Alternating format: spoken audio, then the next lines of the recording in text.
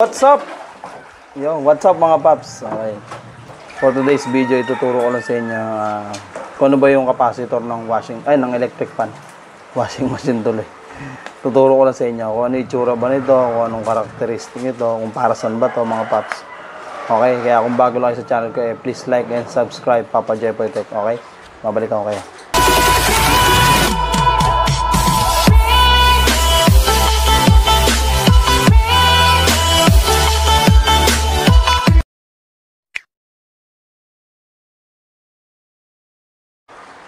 Uy! Bumalik ba tayo? Parang ganun pa rin. Okay, mga paps. Tuturo ko lang sa inyo ito.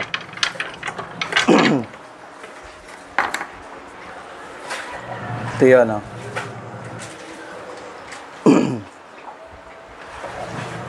Ito yung capacitor ng electric fan, mga paps.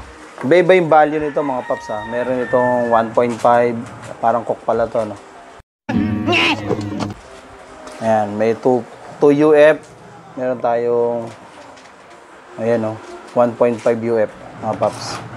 Meron to mga 1 UF, 1.2, 1.7, 2, 2.3, 2.5, 3 UF, mayan, pwede yan, mga industrial, malalaki na yan, 3.5 UF, mga ganyan, 2.5, mga bira yata yun, hindi ko sigurado, bala kayo. Hindi, joke. Gusto mo mamaya na 45? Joke lang. Basta gano'n, mga 2.5, mga gano'n, 3. Mga 3 yan. Kasi 4 UF, mga pang ano na yun, pang dryer na yun. 4 to 5, mga gano'n. 3, meron naman mga 3 UF pang dryer. Pero mostly mga electric fan, minsan mga 3 UF. Malalaking electric fan na yun, malalaking motor na yun, mga paps.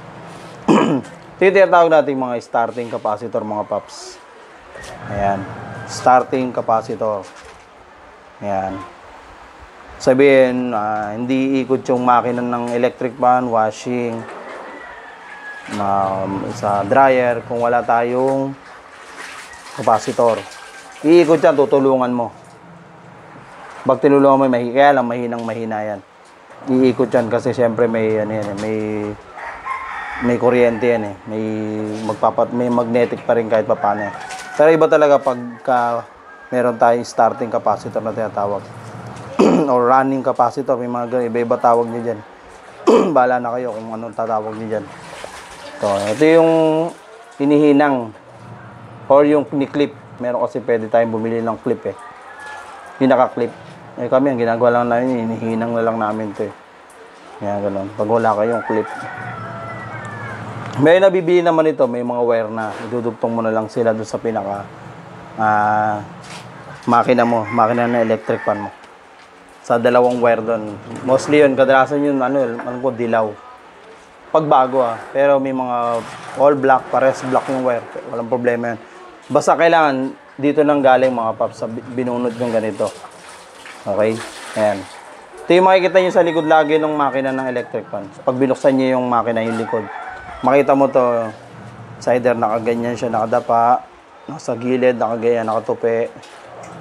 Yung iba, nakaganyan lang. So, may displacement siya ron eh. Displacement ba tawag eh? Mounting pala, mounting. O sige, gusto nyo eh. May mounting siya ron mga paps na tinatawag. Yan, iba yan, 1.5. Ngayon, paano ba nagsisimulang masira to? Kadalasan nasisira to mga paps. Minsan, isa sa mga cause niya is change value. Ito yung sinasabi natin na humihina na yung ikot ng electric fan. Yung lakas-lakas niya pero parang walang hangin. Parang pare-parehas na yung hangin niya. Yung 1, 2, 3, pare-parehas na lang. Parang wala na, hindi na nadagdagan yung speed ng hangin niya.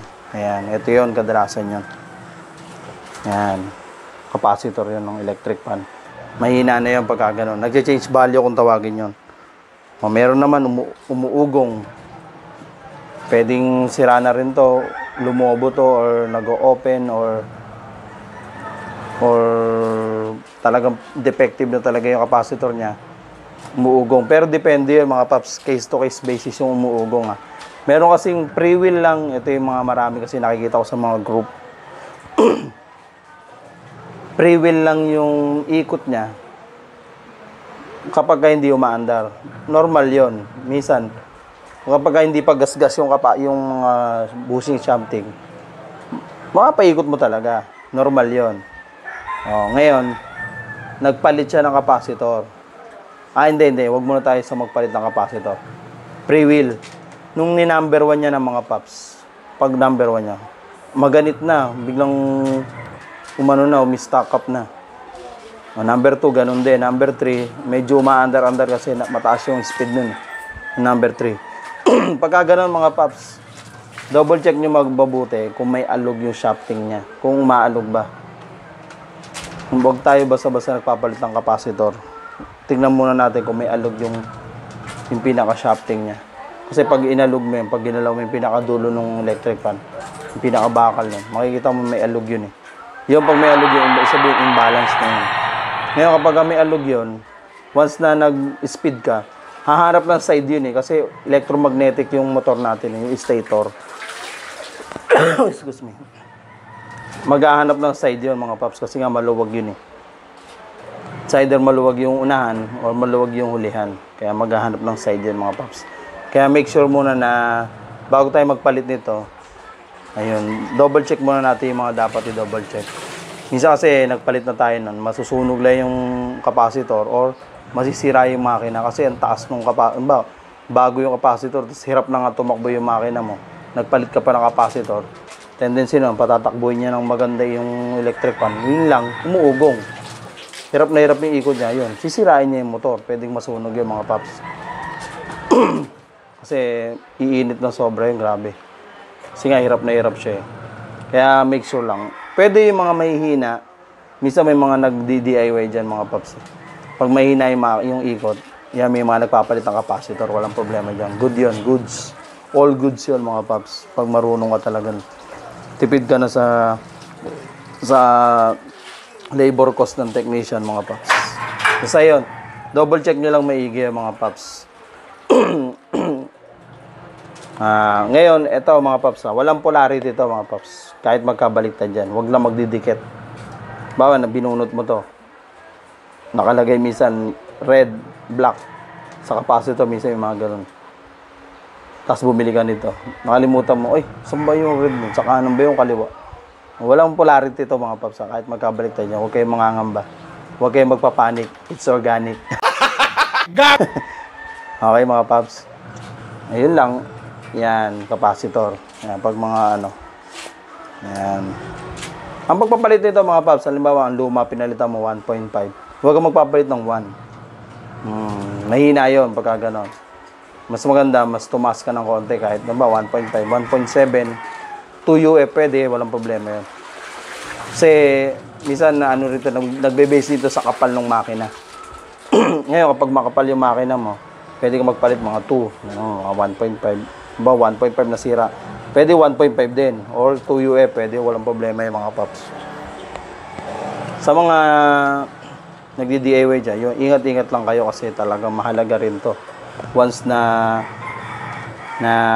kasi may mga electric pa na nagcha-charge nito. Yung nagiiwan sila ng voltahe rito. Imagine niyo 450 volts o 400 volts yan. Yung nasa capacity nito, yung capacitance. Kapag kayon na hindi na discharge ng maayos, pag binunot mo yun, hawakan mo, makukuryente ka mga paps. May may shock. Shock ka. May mga ganong electric pan kasi talaga. Na kapag nasisira na yung capacitor is naglo-load na siya ng sobra yung pag di mo na discharge, yun, grabe, makakuryente ka. Na-experience ko na rin yan. Kaya gagawin niya, i-cross out niya yung pinaka-plug niya. Kahit i-short nyo lang mga paps. Short nyo lang, i-ganon nyo yung screwdriver, dikit nyo sa bakal kung meron. At least ma-discharge nyo lang yung capacitor, yung load nitong capacitor. Okay mga paps. Kaya sa mga nagdi-DIY lang mga paps, kapag nagputol pala kayo nito, huwag nyo muna isagad. Nagte-testing pa lang kayo, huwag nyo isagad dito. Yung mga galing, yung mga existing na capacitor kasi, di ba, wire yun. Yung iba kasi nagpuputol, sinasagad nila. Huwag nyo isagad mga paps. Kasi malay nyo buo pa to. Nag-testing lang kayo. Yung makina pa lang may problema. Okay? Paano nyo may babalik kasi sagad na sagad na yung putol nyo. Kaya gagawin nyo mga paps, kung nagpuputol kayo ng mga electrical wiring, lagi kayo mag-iiwan ng allowance. Para may abang kayo kahit paano pang testing nyo. Lalo na yung mga parts na ganito. Huwag nyo isasagad. Minsan may mga nakikita ko bumibili ng mga ganito. Sagad na yung ano yung putol eh. Mag-iwan kayo lagi kasi sayang din. Paano kung buo pa to?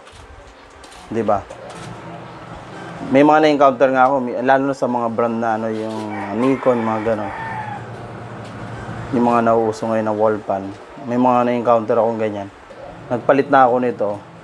Alam mo, isang araw, 2 araw lang lumakas yung electric pan. After that, ano, wala na, humina na rin. Sabihin, may problema talaga yung makina niya. Kaya sa mga nagdi-DIY or yung mga bago lang na sumusubok ng ganitong klase ng trabaho, industry, or pagkakakitaan, mga paps, lagi yung sasabihin na binubuhay lang natin yung makina sa pamamagitan ng capacitor, mga paps. Hindi natin sigurado kung hanggang kailan siya tatagal. Lagi yung sasabihin yung mga paps. Kasi minsan talaga nangyayari. Ako sinasabi ko lagi sa mga customer yan na kapag nagpalit tayo ng capacitor, lumakas siya, hindi natin sigurado kung kailan tatagal yung electric fan. Kasi nga, parang binuhay lang natin uli yung electric fan. Kasi nga, minsan talaga ganun, nangyayari talaga yun. Pasiraan na siya talaga. Kaya minsan binubuhay na lang natin sa capacitor. Sabi may na makina ng binuhay na lang natin ng capacitor. Kaya lagi nyo sasabihin niya mga paps. Ayan. Ang retail nga pala nito sa amin, 50 pesos. Sa ibang ano, hindi natin sigurado kung magkano sa kanila. Depende yun. Sa mga service, minsan nagmamahal to sa service. May mga additional yan. Siyempre, pag mga home service, may additional yan. Siyempre, ano na yan. Sila na yan. Charot lang. Depende. Sa amin kasi 50 to. Ang wholesale nito, alam ko, 10 pesos.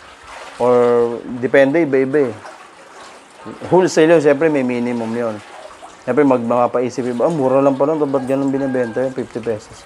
Hindi, standard kasi, kumbaga SRP yun, yung 50 pesos. Meron nagbibenta ito, 45 pesos, 40 pesos. Depende yun sa mga area rin. Ha?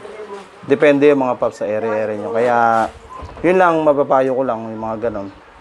Kung nag-uumpisa lang kayo ng ganitong ano, ingat-ingat lang sa pagkakabit nito. Hindi basta-basta rin ito mga paps. Saka pa nagkabit kayo na ito, please lang i-unplug nyo yung electric fan or yung unit. Kasi delikado talaga to. Nag-take ka ng risk dito, yung buhay natin. Kasi talagang high voltage din to. Ayan, 400 yan. Kaya ingat-ingat tayo mga paps sa mga bago lang dyan, sa mga beginners, newbie. Ito naman para sa mga gusto lang talaga matuto. Sa mga malulupit dyan, sa mga ano, good luck sa inyo. Malulupit na kayo.